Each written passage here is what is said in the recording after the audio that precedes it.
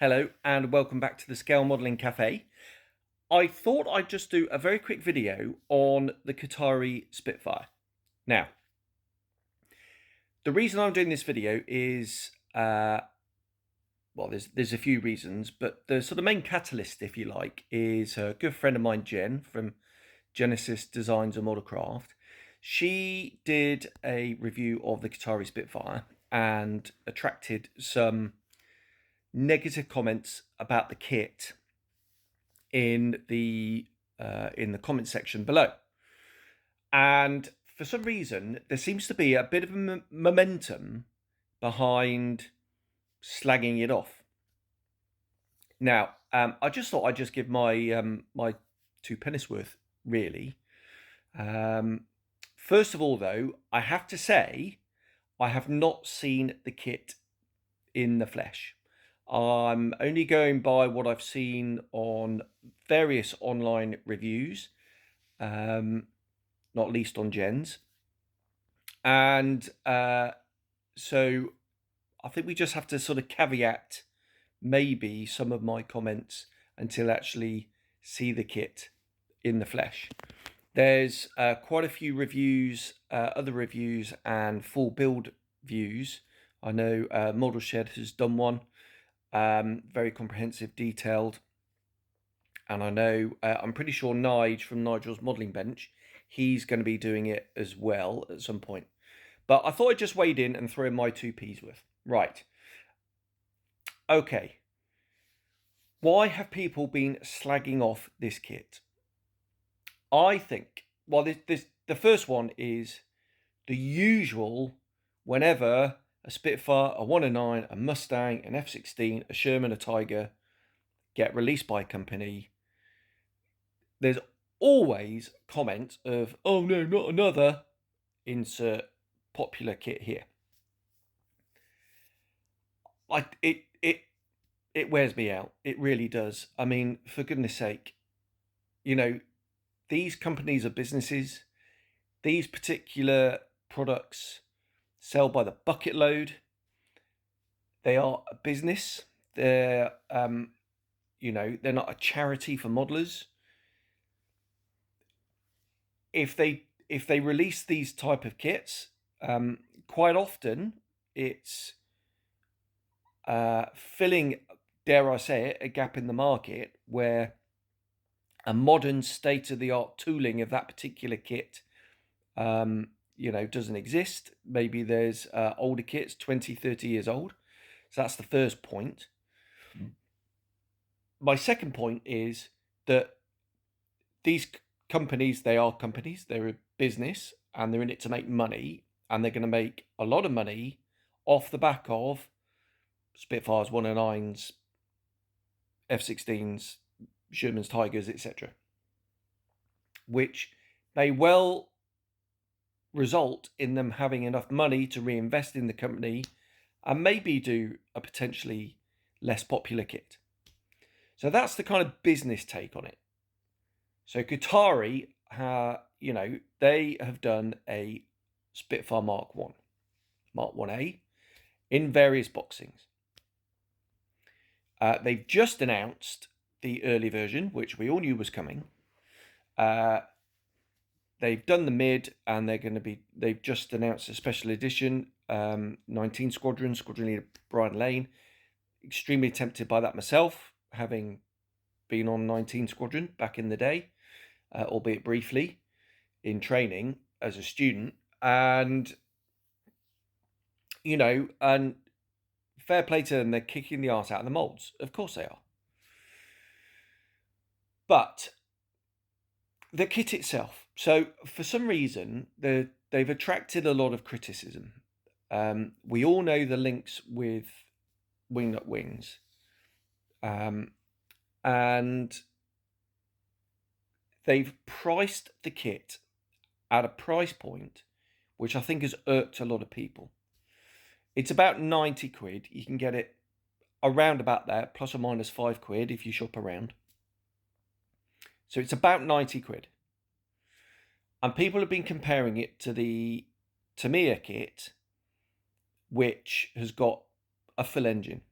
And some say that the external details are a lot crisper. Right, let's address the second thing first, the detail. The Kotare kit, the cockpit, that's where they've concentrated their resource in, and they've got a philosophy of as few parts as they can possibly do to help the modeler out and to reduce the cost and complexity of the kit. And I really like that approach. I think there's something like 90 something parts in this kit. And the cockpit is excuse me while I itch my nose, the cockpit looks like an absolute gem. Now, some people have gone to town. I know I've seen photographs of one modeler who has completely removed all the moulding in cabling and replaced it. Looks stunning. I've seen other people just build it straight from the box and it looks stunning.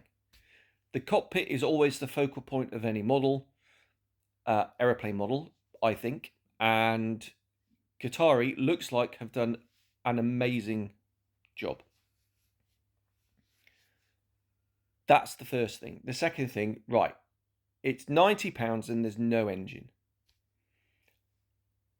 I get it. I get it. I understand where people are coming from. I don't understand the ire of which some people have been smashing the keyboard, but I'm sympathetic to what they're saying. However, again, Kotare, it's a business. They have have clearly done the research and they've seen, right, how many models are we going to sell? In order to make a profit, which I'm sure is going to be a small profit, how are we going to price this kit that's a 32nd scale fighter with no engine? And they've priced it such a way that they know, right, we think we're going to sell this many, and if we sell it at this price, we'll make a little bit of a profit. If we put the price up, we'll sell fewer. If we put the price down, we might sell a few more, but we might not make a profit. It may be that the first couple of kits, they're actually predicting to make a small loss while they're making a foothold in the industry, and then, increase sales later on, and maybe that's their business model. I've no idea. But rest assured, modelling world, they have priced the kit in accordance with their marketing and their business strategy. It hasn't got an engine. I should have done my research and find out how much the Tamiya Spitfire is going for. But Tamiya is a ginormous corporation. And they know they're going to sell way more than Kotare are going to sell. And they know that they can pack in the detail of having an engine in there. And they've priced it accordingly, and they've got their business model. But I think, personally, we should be encouraging new manufacturers. And, I suppose it's like bumholes. Opinions are. But everybody's got one. And here am I, with my opinion, putting it out there. But,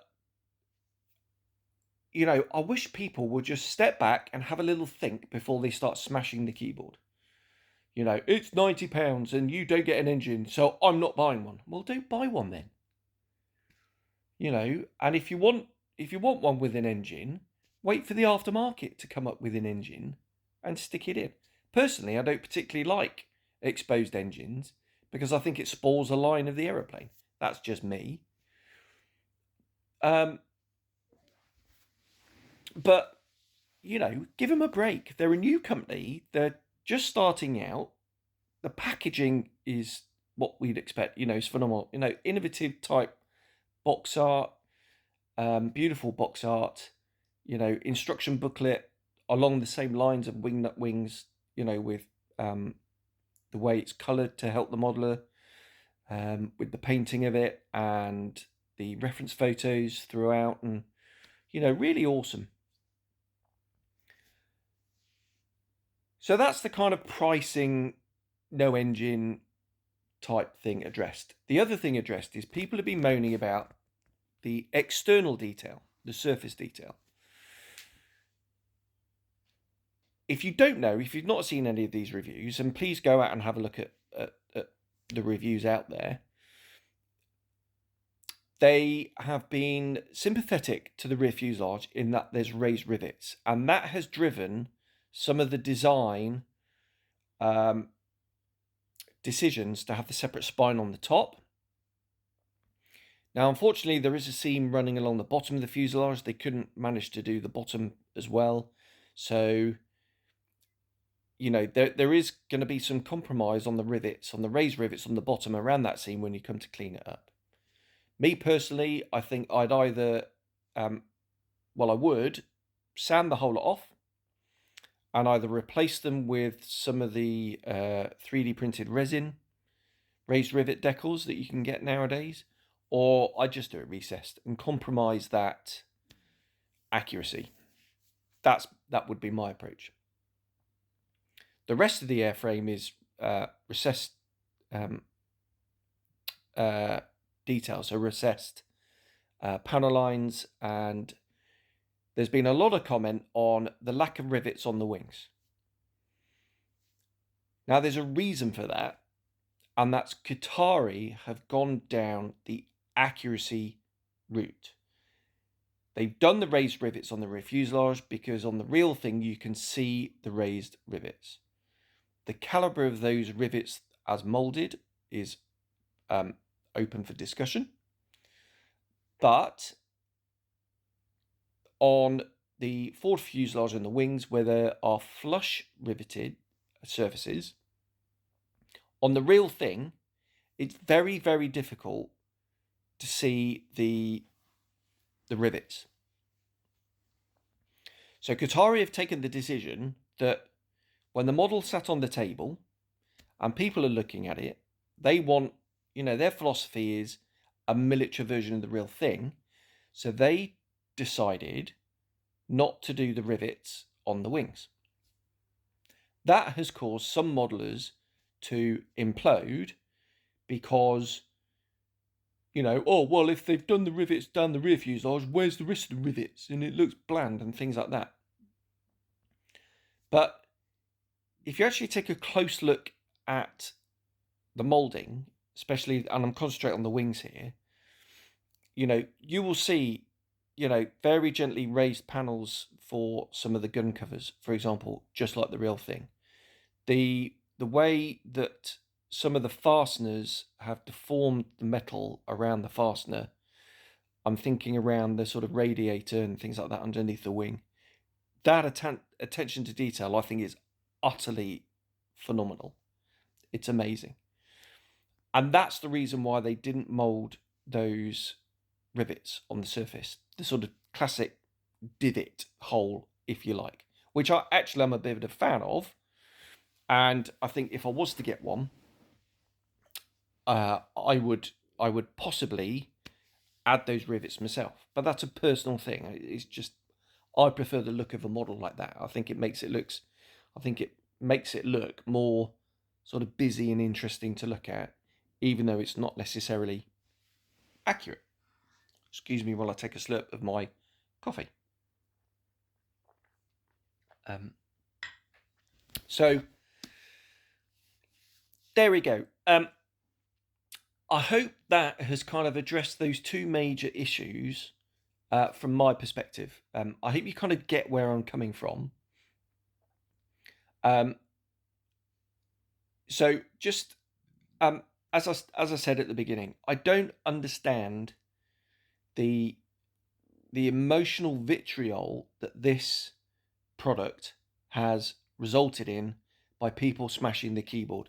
You know, some people, I will never buy this kit because they didn't put an engine in it and it's £90. I mean, well, don't buy it then. You know, if you don't think it's worth it, then don't buy it. If you want to buy it, buy it. Personally, I'm waiting for the Mark V because I prefer the Mark V to the Mark 1. I was very tempted by the Mark 1 to do it in 72 squadron colours, my old Tucano squadron. But I think I'm going to hold out and wait for the Mark V, which we know is coming. No doubt the 5A is going to be first. I'll skip that. And, you know, I'll wait for the 5B. If they do a Seafire, oh, my goodness me. Wouldn't that be amazing? Anyway, I'm digressing. So, there we go. I thought I'd just give a quick sort of 50-minute or so video on my thoughts on the other people's reaction to the Kotare Spitfire, and putting my my thoughts. Whack in a comment below if you agree. If you disagree, it'd be quite nice to have a discussion down there. Get that going, and yeah, maybe I'll put this up as a premiere, and we can discuss it as we go along. So thanks very much for watching, and yeah, we'll see what comes next. Cheers, bye bye.